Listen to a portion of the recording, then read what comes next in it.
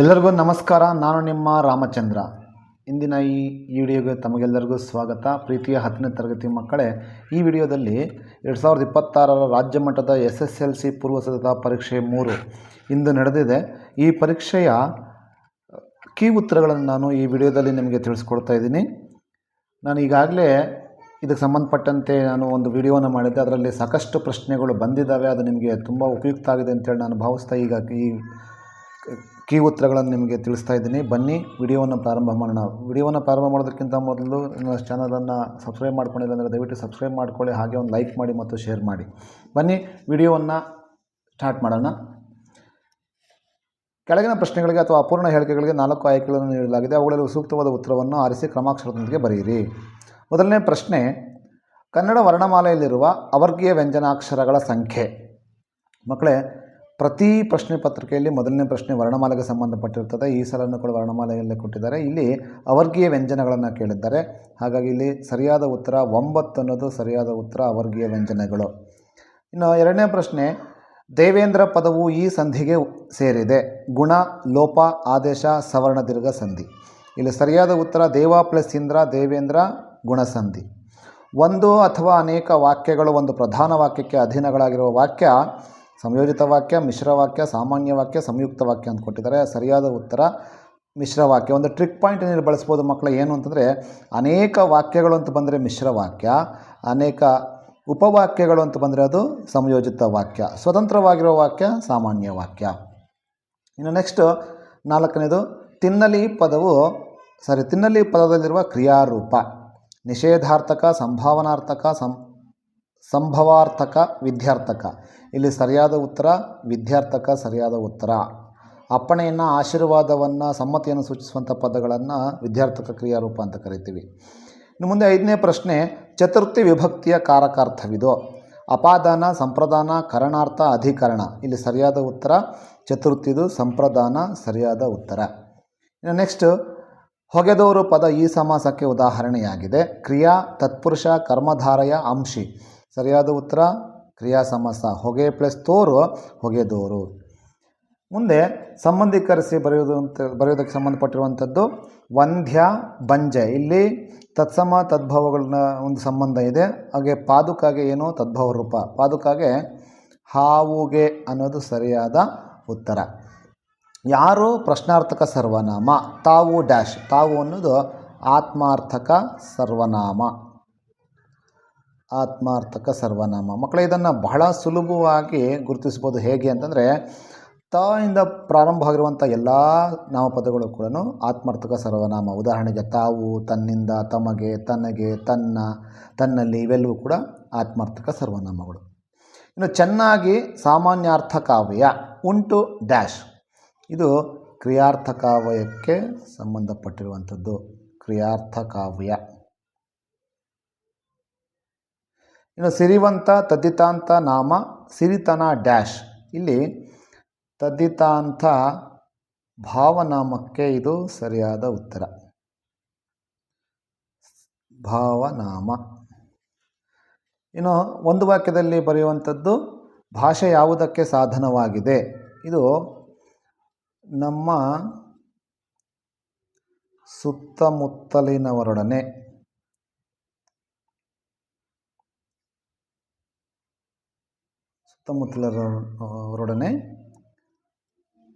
ಮಾತನಾಡಲು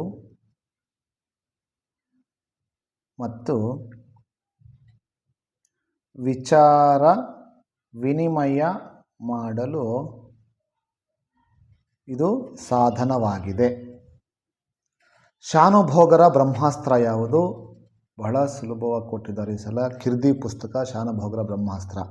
ಆಂಗ್ಲ ಸಾಮ್ರಾಜ್ಯದ ವೈಭವ ಕಂಡುಬರುವ ಓಣಿ ಚೇರಿಂಗ್ ಕ್ರಾಸ್.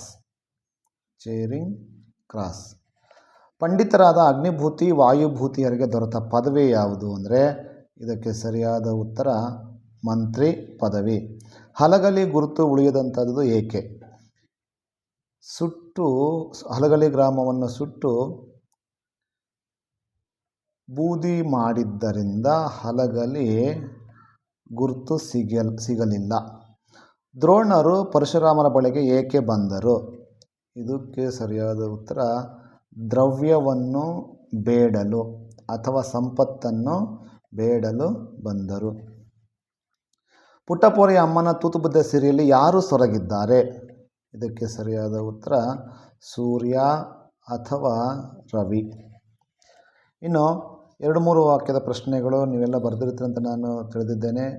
ಕನ್ನಡ ಭಾಷೆ ಹದಗೊಂಡ ಬಗೆಯನ್ನು ತಿಳಿಸಿ ವಿಶ್ವೇಶ್ವರಯ್ಯನವರ ವಿದ್ಯಾಭ್ಯಾಸವನ್ನು ಕುರಿತು ಬರೆಯಿರಿ. ಇದು ಅಭ್ಯಾಸದಲ್ಲಿಲ್ಲ, ಇದು LBA ಕ್ವಶನ್ನಲ್ಲಿ ಇಲ್ಲಿ ಕೇಳಿರುವಂಥದ್ದು. ಚಿಕ್ಕಬಳ್ಳಾಪುರದಲ್ಲಿ, ಬೆಂಗಳೂರಿನ ವೆಸ್ಲಿಯನ್ ಪ್ರೌಢಶಾಲೆಯಲ್ಲಿ, ಹಾಗೆ ಪೂನಾದ ಇಂಜಿನಿಯರಿಂಗ್ ಕಾಲೇಜಿನಲ್ಲಿ ಡಿಪ್ಲೊಮಾ ಪಡೀತಾರೆ.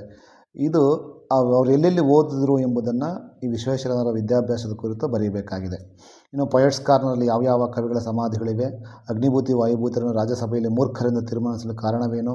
ಹಕ್ಕಿಯ ಹಾರಾಟವನ್ನು ಆಕಾಶಕ್ಕೆ ಹೇಗೆ ಹೋಲಿಸಿದ್ದಾರೆ?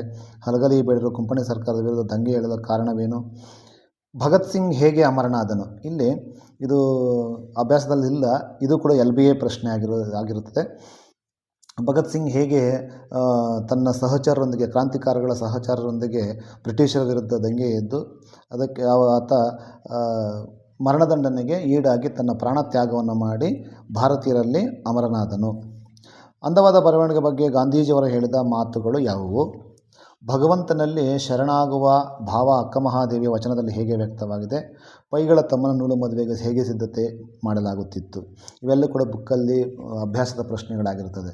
ಇನ್ನು ಮುಂದೆ ಕವಿಕೃತಿ ಪರಿಚಯ. AN ಮೂರ್ತಿರಾವ್.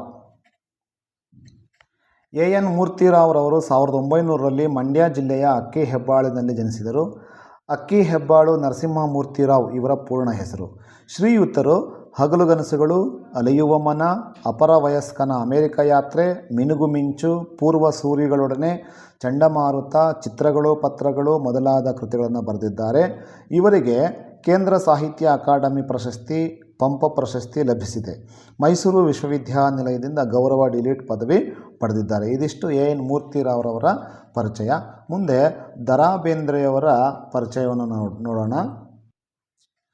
ಅಂಬಿಕಾ ತನಯ ದತ್ತ ಎಂಬ ಕಾವ್ಯನಾಮದಿಂದ ಪ್ರಸಿದ್ಧರಾಗಿರುವ ದತ್ತಾತ್ರೇಯ ರಾಮಚಂದ್ರ ಬೇಂದ್ರೆಯವರು 1896ರಲ್ಲಿ ಧಾರವಾಡದಲ್ಲಿ ಜನಿಸಿದರು.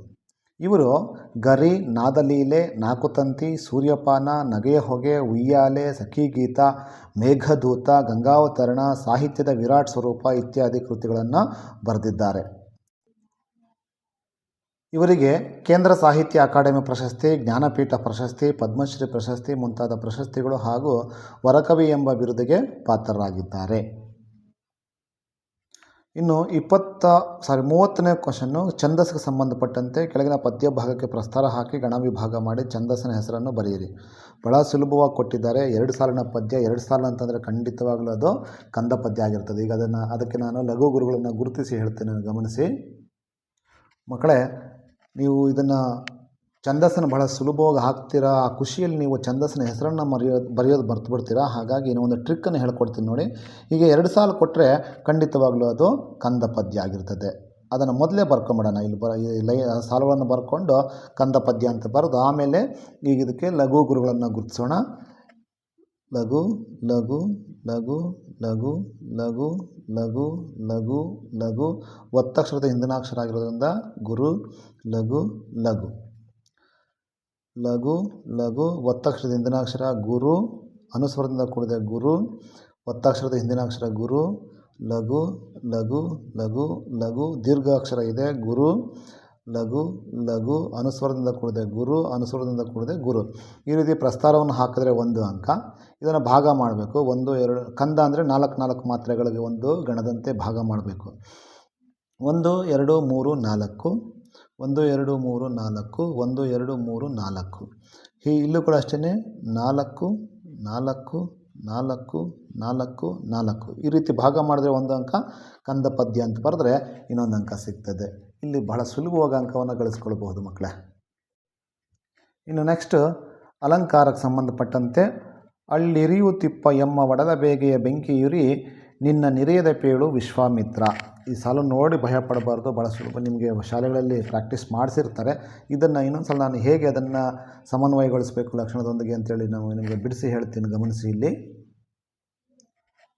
ಇಲ್ಲಿ ಉಪಮೇಯ ಅಯೋಧ್ಯೆ ಪ್ರಜೆಗಳ ಒಡಲ ಬೇಗೆ, ಉಪಮಾನ ಬೆಂಕಿಯುರಿ. ಇಲ್ಲಿ ಅಯೋಧ್ಯೆ ಪ್ರಜೆಗಳಂತ ಗೊತ್ತಾಗಲಿಲ್ಲ ಅಂದರೆ ಒಡಲಬೇಗೆ ಅಂತಲೂ ಕೂಡ ಬರೀಬೋದು. ಉಪಮಾನ ಬೆಂಕಿಯುರಿ. ಸಮನ್ವಯ ಉಪಮೇಯವಾದ ಅಯೋಧ್ಯೆ ಪ್ರಜೆಗಳ ಒಡಲಬೇಗೆಯನ್ನು ಉಪಮಾನವಾದ ಬೆಂಕಿಯುರಿಗೆ ಅಭೇದವಾಗಿ ಕಲ್ಪಿಸಿ ವರ್ಣಿಸಲಾಗಿದೆ. ಆದ್ದರಿಂದ ಇದು ರೂಪಕಲಂಕಾರ. ಇದರ ಲಕ್ಷಣ ಏನು ಹೇಳುತ್ತೆ? ಎರಡು ವಸ್ತುಗಳ ನಡುವೆ ಪರಸ್ಪರ ಅಭೇದ ಕಲ್ಪನೆಯ ವರ್ಣನೆ.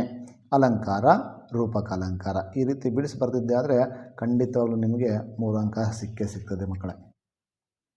ಇನ್ನು ಮುಂದೆ ಗಾದೆ ಮಾತು, ಹಾಸಿಗೆ ಇದ್ದಷ್ಟು ಕಾಲು ಚಾಚು, ಕೂಡಿ ಬಾಳಿದರೆ ಸ್ವರ್ಗ ಸುಖ. ಎರಡೂ ಕೂಡ ಬಹಳ ಸುಲಭ ಇದೆ. ಇದಕ್ಕೆ ಪ್ರಾರಂಭದಲ್ಲಿ ಗಾದೆಗಳು ಜನಪದರ ಜೀವನದ ಅನುಭವದ ನುಡಿಮುತ್ತುಗಳು, ಗಾದೆಗಳು ವೇದಗಳಿಗೆ ಸಮಾನ ಮತ್ತು ಇವು ಚಿಕ್ಕ ಚಿಕ್ಕ ವಾಕ್ಯಗಳಲ್ಲಿ ಹಿರಿದಾದ ಅರ್ಥವನ್ನು ಹೊಂದಿರುತ್ತವೆ. ವೇದ ಸುಳ್ಳಾದರೂ ಗಾದೆ ಸುಳ್ಳಾಗುವುದಿಲ್ಲ. ಅಂತಹ ಗಾದೆಗಳಲ್ಲಿ ಹಾಸಿಗೆ ಇದ್ದಷ್ಟು ಕಾಲು ಚಾಚು ಅಥವಾ ಕೂಡಿ ಬಾಳಿದರೆ ಸ್ವರ್ಗ ಸುಖ ಎಂಬ ಗಾದೆ ಮಾತು ಒಂದಾಗಿದೆ. ಇದಿಷ್ಟನ್ನು ಬರೆದರೆ 1 ಅಂಕ ಸಿಗ್ತದೆ. ಅದರ ಮಹತ್ವದೊಂದಿಗೆ ವಿವರಣೆ ಕೊಟ್ಬಿಟ್ರೆ 2 ಅಂಕ ಸಿಗ್ತದೆ. ಒಟ್ಟು ನಿಮಗೆ 3 ಅಂಕ ಅಲ್ಲಿ ಗಳಿಸ್ಕೊಳ್ಬಹುದು. ಇನ್ನು ಸಂದರ್ಭಕ್ಕೆ ಹೋಗೋದಾದರೆ, ತಾವು ಕಡಿಮೆ ಮಾತನಾಡಿದ್ದೀರಿ, ಹೆಚ್ಚು ಕೆಲಸ ಮಾಡಿದ್ದೀರಿ. ಇದು ಭಾಗ್ಯಶಿಲ್ಪಿಗಳು ಪಾಠದಲ್ಲಿ ಬರುವಂಥದ್ದು. ಇದನ್ನು ಬರೆದಂಥವರು ಜಯಪ್ಪ ಗೌಡ. ಪಾಠ ಭಾಗ್ಯಶಿಲ್ಪಿಗಳು. ಇದನ್ನು ಹೇಳಿದಂಥವ್ರು ಯಾರು ಅಂತಂದರೆ ನೆಹರೂರವರು ಹೇಳ್ತಾರೆ ಈ ಮಾತನ್ನು. ಯಾರನ್ನು ಕುರಿತು? ಸರ್ ಎಂ ವಿಶ್ವೇಶ್ವರಯ್ಯನವರನ್ನು ಕುರಿತು ಹೇಳುವಂಥ ಮಾತಾಗಿದೆ. ಇನ್ನು ನಿಲ್ಲಿಸಿ ನನ್ನ ಮಕ್ಕಳ, ಇದು ಸಾರಾ ಅಬೂಬಕ್ಕರ್ ಅವರು ದೇವನೂರು ಮಹಾದೇವರವರು ಬರೆದಿರುವಂತಹ ಎದೆಗೆ ಬಿದ್ದ ಅಕ್ಷರ ಎಂಬ ಪಾಠದಿಂದ ಆರಿಸಿಕೊಳ್ಳಲಾಗಿದೆ. ಅಲ್ಲಿ ಈ ಮಾತನ್ನು ಹೇಳುವಂಥದ್ದು ಗ್ರಾಮ ದೇವತೆ ಹೇಳ್ತಾರೆ ಅಲ್ಲಿನ ಜನಕ್ಕೆ. ಈ ಮಳೆಯಲ್ಲಿ ಈ ಕತ್ತಲಲ್ಲಿ ನಾನು ಯಾರನ್ನು ಕರೆಯಲಿ. ಇದನ್ನು ಸಾರಾ ಅಬೂಬಕ್ಕರ್ ಅವರು ಬರೆದಿರುವಂತಹ ಯುದ್ಧ ಎಂಬ ಪಾಠದಿಂದ ಆರಿಸಲಾಗಿದೆ. ಈ ಮಾತನ್ನು ಹೇಳುವಂಥದ್ದು ಮುದುಕಿಯು ತನ್ನ ಸೊಸೆಗೆ ಹೇಳುವಂತಹ ಮಾತಾಗಿದೆ. ಹೆರಿಗೆ ನೋವನ್ನು ಅನುಭವಿಸ್ತಿರೋ ಸಂದರ್ಭದಲ್ಲಿ ಮಾತು ಬಂದಿದೆ. ಇನ್ನು ಮುನ್ನಂ ಅವಂದಿರ್ ಇರ್ಬರುಮೊನ್ ಇಕ್ಕುವೆನ್, ಇದು ಬಂದಿರುವಂಥದ್ದು ಚಲಮನೆ ಮೆರವಂ ಪದ್ಯದಿಂದ ಬಂದಿರುವಂಥದ್ದು. ಇದನ್ನು ಬರೆದಿರುವಂತಹ ಕವಿ ರನ್ನ ಕವಿ. ಈ ಮಾತನ್ನು ಹೇಳುವಂಥದ್ದು ದುರ್ಯೋಧನ ಭೀಷ್ಮನಿಗೆ ಹೇಳುವಂತಹ ಮಾತು. ಯಾವಾಗ ಭೀಷ್ಮ ಸಂಧಿ ಮಾಡ್ಕೊ ಅಂತ ಹೇಳಿದಾಗ, ಇಲ್ಲ ತಾತ, ನಾನು ನನ್ನ ಪ್ರೀತಿಯ ತಮ್ಮ ಮತ್ತು ನನ್ನ ಸ್ನೇಹಿತನನ್ನು ಕೊಂದಂತಹ ಪಾರ್ಥ ಭೀಮರನ್ನು ಕೊಂದು ಆಮೇಲೆ ಬೇಕಾದರೆ ಯುಧಿಷ್ಠಿರನ ಬಳಿ ನಾನು ಸಂಧಿ ಮಾಡಿಕೊಳ್ತೇನೆ ಅಂತ ಹೇಳುವಂತಹ ಮಾತು. ಹಕ್ಕಿಯ ಕೊರಳಿಂಪು ಹಸಿರು, ಇದು ಹಸಿರು ಪದ್ಯದಿಂದ ಆಯ್ಕೆ ಮಾಡಿಕೊಂಡಿದ್ದಾರೆ. ಇದನ್ನು ಬರೆದಿರುವಂಥವರು ಕುವೆಂಪುರವರು. ಇದು ಪಂಚೇಂದ್ರಿಯಗಳು ಹೇಗೆ ಹಸಿರನ್ನು ವ್ಯಾಪಿಸ್ಕೊಂಡಿದೆ ಎಂಬುದರ ವಿಷಯವನ್ನು ಹೇಳುವ ಸಂದರ್ಭದಲ್ಲಿ ಈ ಮಾತು ಬಂದಿದೆ. ನಂತರ ಈಗಳೊಂದಡಕೆಯೂ ಇಲ್ಲ ಕೈಯೊಳ್, ಇದು ಕೆಮ್ಮನೆ ಮೀಸೆ ಒತ್ತನೆ ಪದ್ಯದಿಂದ ಆರಿಸಿಕೊಳ್ಳಲಾಗಿದೆ. ಇದನ್ನು ಬರೆದಿರುವಂತಹ ಕವಿ ಪಂಪ ಕವಿ. ದ್ರೋಣಾಚಾರ್ಯ ಪರಶುರಾಮನ ಬಳಿಗೆ ಹೋದಾಗ, ನೋಡು ದ್ರೋಣ, ಈಗ ನನ್ನ ಹತ್ರ ಯಾವ ಅಡಿಕೆಯಷ್ಟು ವಸ್ತು ಇಲ್ಲ, ಎಲ್ಲವನ್ನೂ ನಾನು ದಾನ ಮಾಡಿಬಿಟ್ಟಿದ್ದೇನೆ ಎಂದು ಪರಶುರಾಮ ದ್ರೋಣಾಚಾರ್ಯನಿಗೆ ಹೇಳುವಂತಹ ಮಾತು. ನೆಕ್ಸ್ಟ್ ಪದ್ಯಭಾಗವನ್ನು ಪೂರ್ಣಗೊಳಿಸಿರಿ. ಕಲುಷಿತವಾದಿ ನದಿ ಜಲಗಳಿಗೆ ಮುಂಗಾರಿನ ಮಳೆಯಾಗೋಣ, ಬರಡಾಗಿರುವಿ ಕಾಡು ಮೇಡುಗಳ ವಸಂತವಾಗುತ್ತಾ ಮುಟ್ಟೋಣ, ಅಥವಾ ಮತಗಳೆಲ್ಲವೂ ಪಥಗಳು ಎನ್ನುವ ಹೊಸ ಎಚ್ಚರದಳು ಬದುಕೋಣ, ಭಯ ಸಂಶಯದೊಳು ಕಂದಿದ ಕಣ್ಣುಳು ನಾಳಿನ ಕನಸನ್ನು ಬಿತ್ತೋಣ. ಮಕ್ಕಳೇ, ಇಲ್ಲಿ ಗಮನಿಸಿ, P1, P2, P3 ಮೂರೂ ಪೇಪರಲ್ಲಿ ಇದೇ ಪದ್ಯವನ್ನು ಕೇಳಿದ್ದಾರೆ. ನೀವು ಮೇನ್ ಎಕ್ಸಾಮ್ಗೂ ಕೂಡ ಇದನ್ನೇ ನೀವು ಎಕ್ಸ್ಪೆಕ್ಟ್ ಮಾಡಬಹುದು. ಹಾಗಾಗಿ ಇದನ್ನು ಚೆನ್ನಾಗಿ ಅಭ್ಯಾಸ ಮಾಡಿಕೊಂಡ್ರೆ ಒಳ್ಳೆಯದು. ಇನ್ನು ಸಾರಾಂಶ ಬರೆಯುವಂಥದ್ದು, ಇಲ್ಲಿ ಕೌರವೇಂದ್ರನ ಕೊಂದೆ ನೀನು ಎಂಬ ಪದ್ಯದಿಂದ ಇದನ್ನು ಆರಿಸಿಕೊಳ್ಳಲಾಗಿದೆ. ಇದು ಕುಮಾರವ್ಯಾಸ ಬರೆದಿರುವಂತಹ ಪದ್ಯ. ಆಯ್ಕೆಯನ್ನು ಬರೆದು ಆಮೇಲೆ ನೀವು ಶುರು ಮಾಡಬೇಕು. ಕೃಷ್ಣ ಕರ್ಣನಿಗೆ ತನ್ನ ಜನ್ಮ ರಹಸ್ಯವನ್ನು ಹೇಳಿದಾಗ ಅನೇಕ ಆಮಿಷಗಳನ್ನು ಕೊಡ್ತಾನೆ. ಆಮಿಷಗಳಿಗೆ ಒಳಗಾಗದೆ ಕೃಷ್ಣನಿಗೆ ಹೇಳುವಂಥ ಮಾತಾಗಿದೆ. ಇವೆಲ್ಲವೂ ಕೂಡ ಕರ್ಣನ ಮಾತುಗಳು. ಮರಳು ಮಾಧವ, ಈ ಹುಚ್ಚು ಕೃಷ್ಣ, ಆ ಮಹಿರಾಜ್ಯದ ನಾನು ಶ್ರೀಮಂತಿಕೆಗೆ ನಾನು ಸೋಲುವನಲ್ಲ. ಕೌಂತೆಯರಂದರೆ ಪಾಂಡವರು ಮತ್ತು ದುರ್ಯೋಧನರು ನನಗೆ ಸೇವೆಯನ್ನು ಮಾಡಿಸ್ಕೊಳ್ಳೋದಕ್ಕೆ ನನಗೆ ಇಷ್ಟ ಇಲ್ಲ.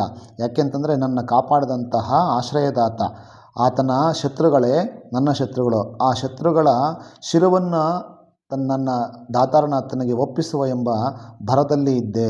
ನೀನು ಬಂದು ನನ್ನ ಕೌರವೇಂದ್ರನನ್ನು ಕೊಂದುಬಿಟ್ಟೆ ಅಂತ ಹೇಳ್ತಾ ಇದೆಯಾ ಅಂತ ಕರ್ಣ ಶ್ರೀಕೃಷ್ಣನಿಗೆ ಹೇಳುವಂಥ ಮಾತು. ಇಲ್ಲಿ ಕರ್ಣನ ಸ್ವಾಮಿನಿಷ್ಠೆ, ಕರ್ಣನ ಭಕ್ತಿ, ಯಾವುದೇ ಆಮಿಷಗಳಿಗೆ ಒಳಗಾಗದೆ ತನ್ನ ನಿಷ್ಠೆಯನ್ನು ವ್ಯಕ್ತಪಡಿಸಿರುವಂಥದ್ದು ಇಲ್ಲಿ ಮೌಲ್ಯವಾಗಿದೆ.